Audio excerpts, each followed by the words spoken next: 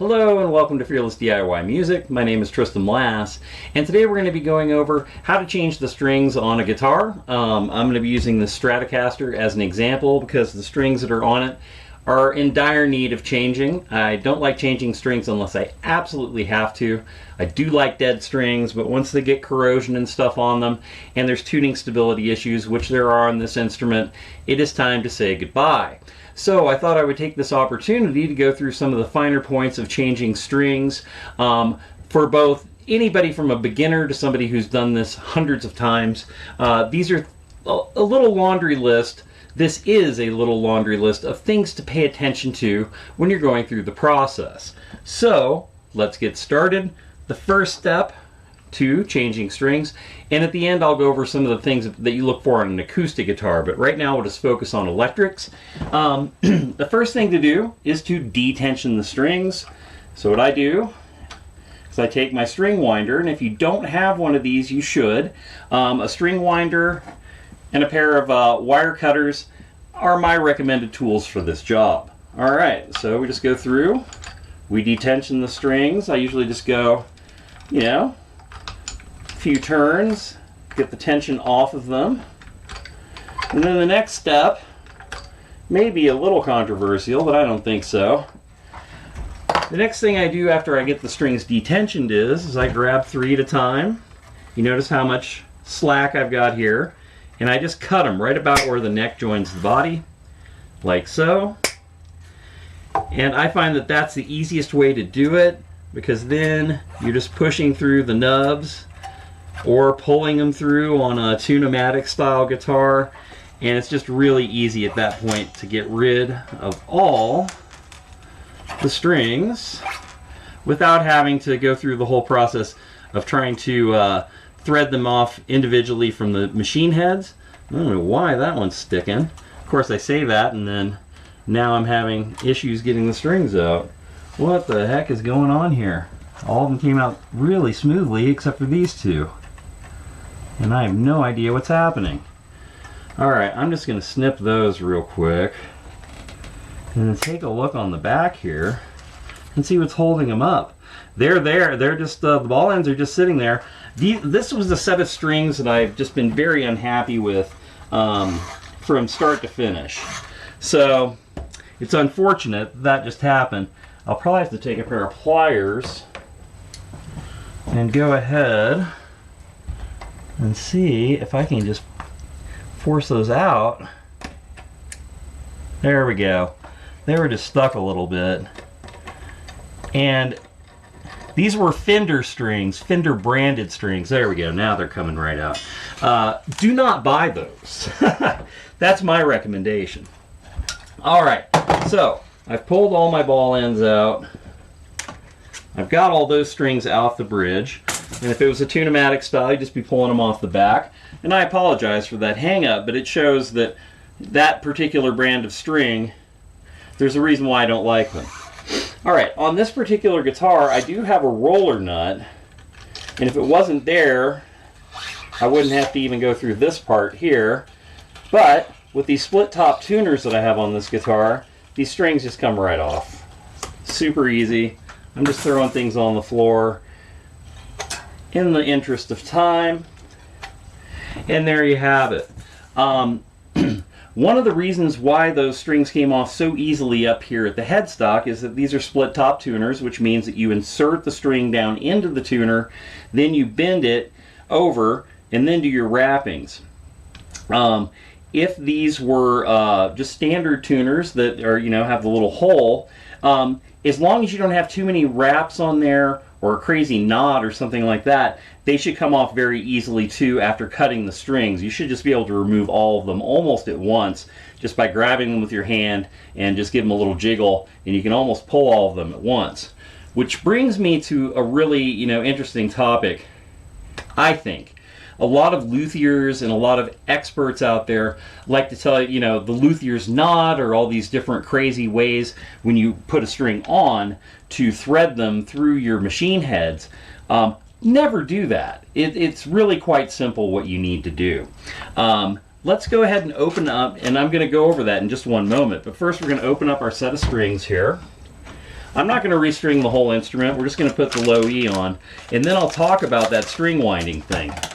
One of my greatest nightmares as a repair person and working in retail and having people bring in guitars to have, you know, the strings changed, was coming across these knots that people would put in them.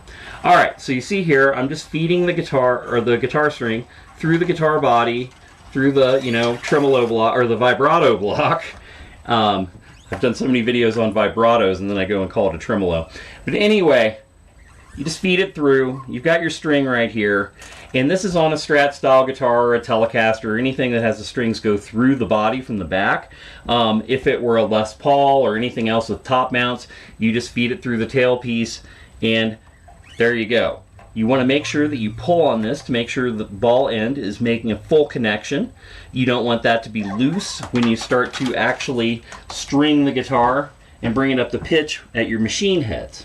All right, so what I was talking about just a moment ago was that some people like to advise doing a crazy knot or something like that. Now, obviously, on a split top tuner, what you'll do is you'll pull the string about, 2 inches, an inch and a half, 2 inches past the machine head, and then you would cut it, insert it, and then begin your windings. When you insert it, you should have about that much slack. If I can show that here on camera real quick. After you insert it, you should have, let me see here, about that much slack. And that should give you a good winding and a half to 2 windings below the entry point of the string. And that way that'll lock it in nicely. Now, if it were just a standard tuner with the hole, you go ahead and you feed it through the hole. Once again, about that same amount of slack. At that point, you bend the string up at a 90-degree angle and you begin to wrap. By doing that, you're turning it so that the machine head, when you're looking down on it like this, is going counterclockwise. And that begins the threading process. You want to make sure that those wraps are below the entry point of the string through the hole. The same thing with the split top. When you put it in there, make sure that your windings are below where the string has entered into the split top. You should have about a winding and a half to 2 windings when it's all said and done. Those, through mechanical motion and through the tension of the string, will rise up and lock that string end off in the hole or down into the hole of the split top tuner. There is nothing else required. You do not have to tie a knot. You just need those windings to rise up and lock the string in. And that's it. Keep it super simple, and it works. I mean, I've been doing this for 35, 40 years on instruments, and I've never had that fail in any way, shape, or form. Don't do the crazy knot thing. All right, so we've covered that, but there's some other things that you should think about when you're changing your strings. This is a great opportunity. It's kind of like when you change the oil on your car, or you take it somewhere to have the oil change. I change my own oil. I check other things. It's an opportunity for me to get under the hood, check all the fluids, check the filters, all that sort of thing. Same principles apply here to the guitar. When you're changing the strings, you want to examine your bridge saddles, no matter what style it is, tune-o-matic, a Strat style like this, and or on an acoustic guitar, you're going to check your bridge saddle, and you want to make sure that there's no sharp edges, metal burrs, anything that can get involved with, compromising the string as it goes over it. A sharp edge of some sort that's going to, maybe dig into the string or cause tuning issues. Secondly, you want to check your nut. On this guitar, obviously, it's a roller nut, not much to do here. I will lubricate it before I put the strings on. However, you want to examine the nut on your guitar, no matter what material it is made of, and check it just to make sure that there's no burrs or, other weirdness in there that could obstruct the smooth travel of the string. And then, once again, my good friend transmission fluid, go in there, lube up those nut slots before you go ahead and get your all your strings on. All right, what else did I want to cover here? Okay, no weird nut. Okay, now next, when you have your fretboard exposed like this is a great opportunity to grab, you know, here's one of my DIY, I have a little short on this one of my DIY fret protectors, and this is a great opportunity to go ahead and polish your frets. I just use ultra fine steel wool. I will put this here and give each fret a buff. If you do not have one of these or don't want to fabricate one, another method you can use is you get some blue tape and just put a piece of blue tape on either side of the fret and then buff it real quick, and then just move those pieces of tape until they lose their adhesion, and then grab a couple more pieces and just put it on either side of the fret and move your way down the fretboard that way. So you're going to polish your frets, you're going to check your bridge, you're going to check your nut, you're going to lube the nut. Make sure that your machine heads are nice and tight. Another recent short of mine talks about how you need to make sure that these nuts are tight on the top and that the screws on the rear holding them in are all nice and tight and mechanically sound. Once you have all that done, and of course, if you're going to polish your frets, you want to clean your fretboard as well. If there's goo, gunk, or anything like that on it, changing your strings is the time to clean it. You should clean it every time anyway, and that way you'll never get goo and gunk and all that kind of stuff on there to begin with.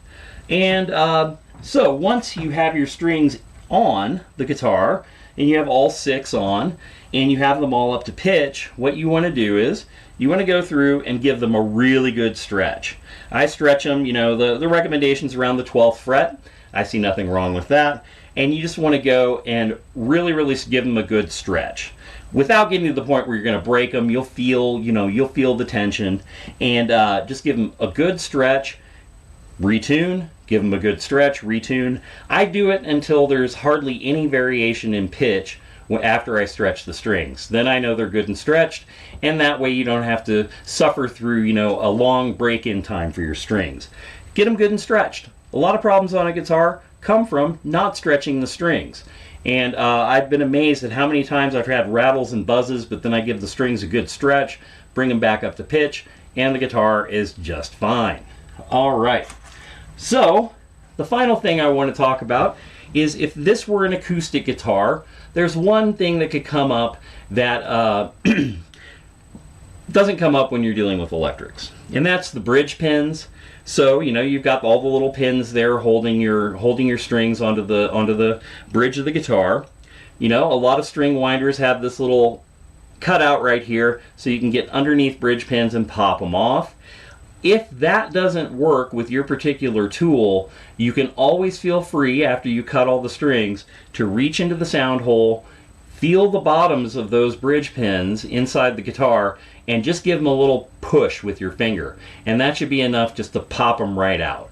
And that's just something I thought of that is not applicable to electric, but would definitely be something somebody could come across on an acoustic guitar. The main takeaway here is, don't do crazy knots. And the other takeaway is, do basic maintenance. I mean, you've got the guitar broken down already, you might as well go for it.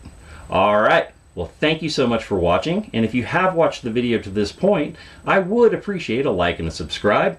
Shares and comments are greatly appreciated, and any tips that any of you have that I may not have covered in this video that would be helpful to those who do watch it. Alright, take care, hit subscribe, and we'll see you next time.